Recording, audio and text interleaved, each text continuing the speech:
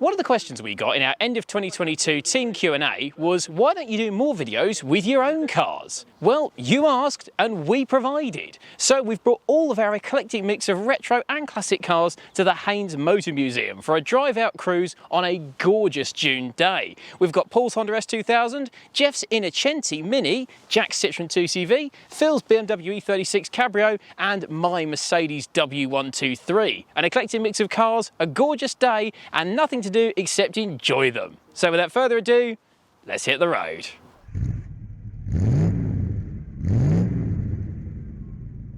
But first, our friends at Lancaster Insurance are running monthly giveaways. You can win all sorts, from experience days to tools, restaurant vouchers and tech. So check the video description for full details and to enter.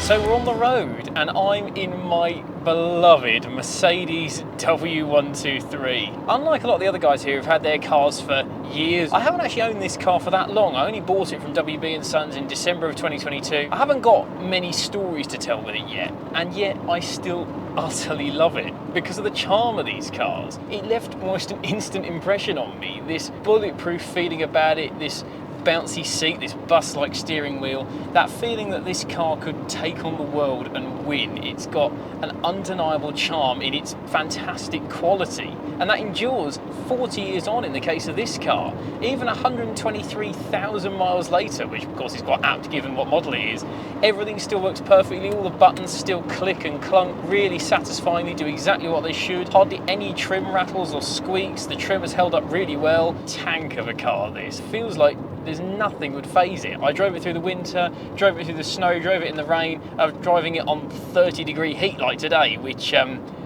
is a little bit warm, I won't lie. This is a fairly base spec car without air conditioning, and I haven't got the fresh air pusher vents on because otherwise you wouldn't be able to hear me on the camera. So I'm cooking a little bit, but there's no other car I'd rather cook in, if I'm honest, because what a lovely cruiser this old girl is. It's comfortable, it's smooth, it's relaxing. You can drive along with two fingers on the wheel, arm up on the window like this, and watch the miles tick by. I drove 180 miles to our start point in Yeovil last night and got out feeling fresh as a daisy. Everyone knows and loves a W123, and that point gets hammered home every time I post a picture of this car online, and people from all over the world chime in to say how brilliant they are and how much they love it. It's a car that will last you forever, and in the case of this gorgeous 1983 200, this is a car that will last me forever. I was loving my car, but what about my fellow German car driver? So my ownership of this particular E36 323 convertible is something of a marriage of convenience, I suppose. Regular viewers will remember it was part of our trading up challenge. We bought this one thinking we were on to a winner. Not only did it have barely 45,000 miles, it had various M Sport goodies. It had the M3 alloys, side skirts, door mirrors. We buy it in late spring, sell it in the summer when people are really in demand for convertibles, and then we can sell all the various M Sport accoutrements. And we were on to a winner. We managed to sell the M Sport goodies, including the wheels, and made a tidy profit on those. The problem is, we really struggled to find a buyer for the car. Those that did come and have a look at it wanted to make a derisory offer, which we just weren't willing to accept. As luck would have it, I was also looking for a four-seater convertible. I've got a Honda S2000, but a four-seater convertible might be a bit more family-friendly, and being an auto, it's a bit more versatile. It means I can get stuck in traffic, I can waft along, I can do all those things. I thought I'd buy it myself, so I took delivery of it officially just over Christmas. And of course, in the depths of winter, that's really not a great time to be owning a convertible. So I had all the downsides of owning a convertible and none of the upsides. One of the front kidney grills fell out. The window regulator on the passenger side has also failed recently. And my brother-in-law borrowed the car, ran over a bit of roadkill, loosened the under tray. We got all of that sorted out just 2 days before this road trip, really. We're ready to enjoy the sunshine. The challenge I've got really is that I don't actually love it. Now, I know that's probably sacrilege because in many ways it's fantastic. It's actually a regular old-fashioned throttle. It's not drive-by-wire. Got a slightly heavy throttle. Really have to push the throttle down to get a bit of response. Don't actually like all the wood veneer. I'd much prefer a carbon fibre or sort of metal finish. This has got lowered eye-back springs on it, and that's given it quite a stiff ride, and the ride height might look good, but it gives it a bit of undue scuttle shake, which I'm not a great fan of. I don't know, in many ways, it's a fantastic car, but I do struggle to love it. Maybe time will tell over the summer whether I decide to keep this for good or whether I ultimately decide to hastily move it on. But for now, let's just enjoy the sunshine.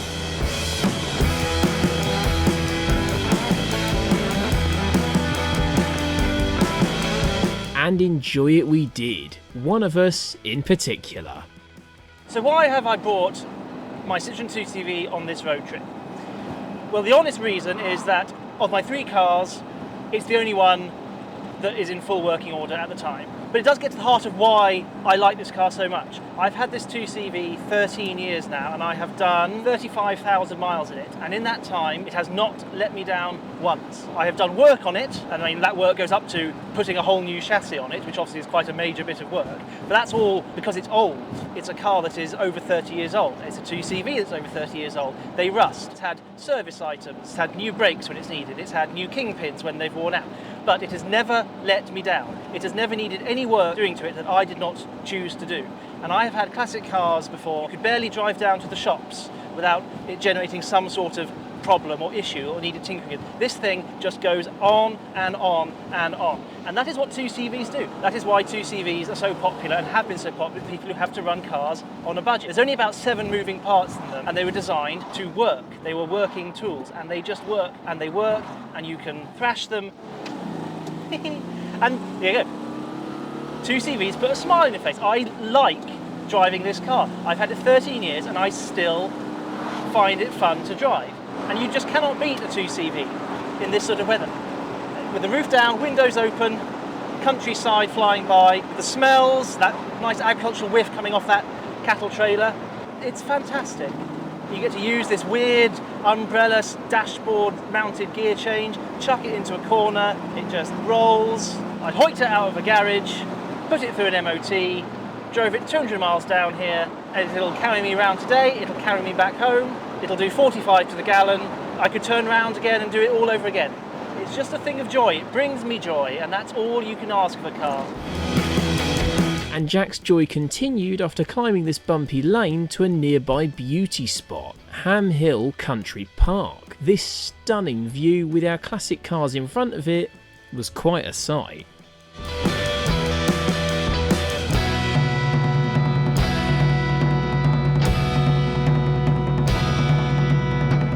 Soon it was time to move on, with the newest car of the group leading the charge down the hill.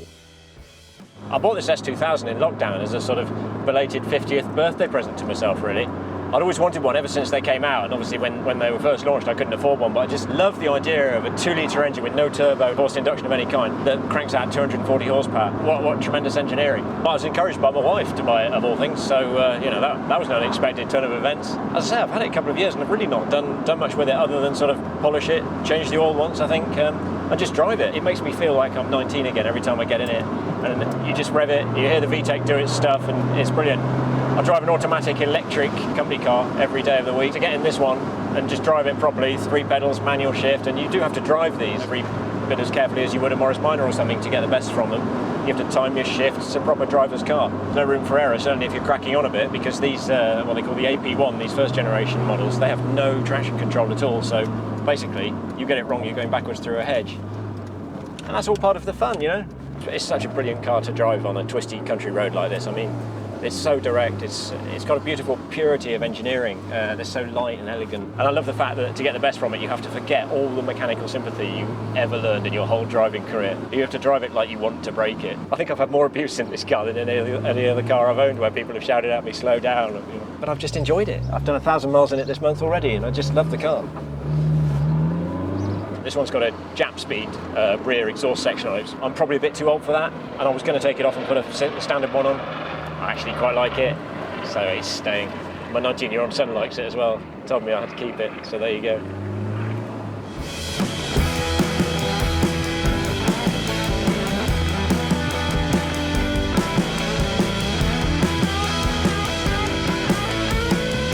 The sunny Somerset scenery got even prettier as we wound our way towards the coast. But as the temperature climbed, the 2CV started to protest. 2CV heat soak is a real thing. It keeps starting and stopping for various shots, and now the starter motor's not playing ball. It's like a French MG Maestro 1600. There's an obscure joke for you. Love BL. Oh, come on, come on. It has not let me down once. One of the horses wants to play, the other one... You opened the bonnet, didn't you, last time, actually? Just play it some accordion music, give it some garlic. That's all strawberry. Yeah, come on, mush, petit chérie.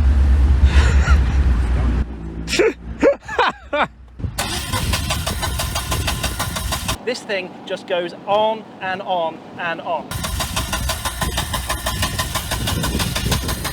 We have just put petrol in it. I wonder if Morrison's might have killed the 2CV. It will be fine, it's just wiggling the prime pump. It's what I did last time as well. It has never let me down.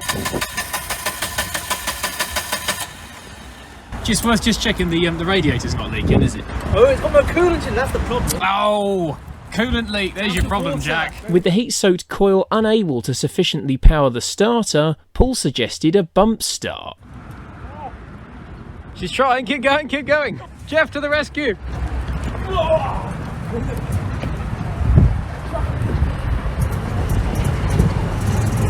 Yes! We can't stop now. Did you get that on video? Yeah, we did. It's all right. You didn't die for nothing. No, that's Jekyll. I'm just saying, my Mercedes works perfectly.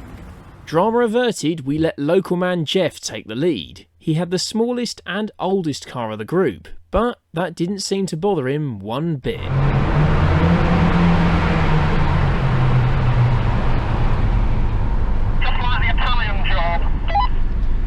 The Mercedes doesn't lower itself to such childish levels, and also my exhaust wouldn't really make any noise anyway. Now, I've been a Mini fan pretty much all my life. Had my first one at 15, but I always wanted something a bit different. And when I went on holiday to Florence one year for a Mini meeting, we happened to chance upon a car dealership in a place called Versilia. They had a little brown Mini. It was built in Milan, an Innocenti Mini, built under license. They built Minis basically all over the world, but the Italian ones had just a little bit of extra style, a bit of a sharp suit. And I just saw this Mini and I thought, I'd love to buy that. I managed to go back a couple of months later, buy the Mini, and then drive it home. Went straight to Turin to basically recreate the scenes from the Italian job. Getting on the roof of the Longotto building, driving the car through the centre of Turin, parking outside the famous Gran Madre di Dio church where the Minis go down the steps, drive it back through France, a few little issues like the exhaust falling off, driver's seat collapsing. Basically it seemed that every service station I'd be stopping to fix something. But I got home successfully, and I loved this car when I took it to UK shows because there's so many little differences on it. It's basically a Mini 1001, a rung up from the standard Mini 1000. You get a wooden dash, wooden steering wheel, lots of other little trinkets, alternator instead of a dynamo, that sort of thing. Now when it got back from Italy, I'd already done loads of work to it. The tyres were ancient, the brake pipes were all cracked. It needed pretty much everything, steering rack, every rubber bush you can think of. More recently, I had the engine out to fix a long-standing problem with the sump plug, fitted electronic ignition, fitted front disc brakes just to make it a bit more usable. It's just been a pleasure to own since. I love owning a car that's just that little bit different from the norm. Something that's a real conversation starter. I mean, a Mini is a conversation starter anyway, but this one, quite something in this country. I don't think there's more than a couple. And I can't really see me ever getting rid of this one. Although I might fit a taller diff because it is screaming itself at 60 miles an hour. And then that's all part of the fun. Increasingly deaf, but still smiling, Jeff led us into the hills, over a stunning coast road, which, combined with the sunset, was truly breathtaking. Our cars might not be the latest exotica, but in that moment, and on that road, none of us would have been driving anything else.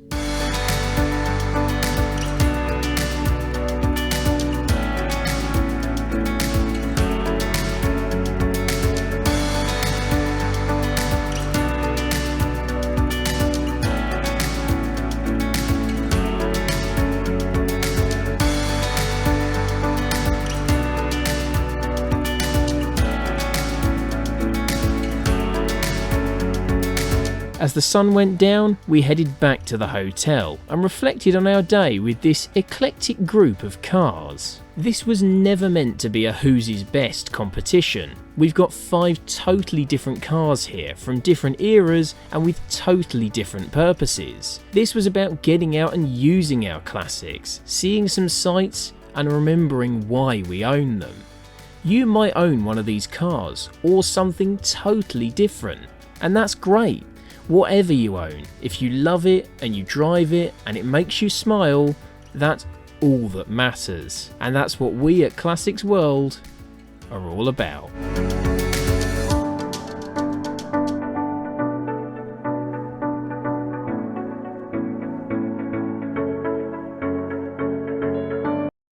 This video is proudly sponsored by Lancaster Insurance. Give them a call on 01480 400 889 for an insurance quote on your classic car. And don't forget to click the link below to enter their latest competition.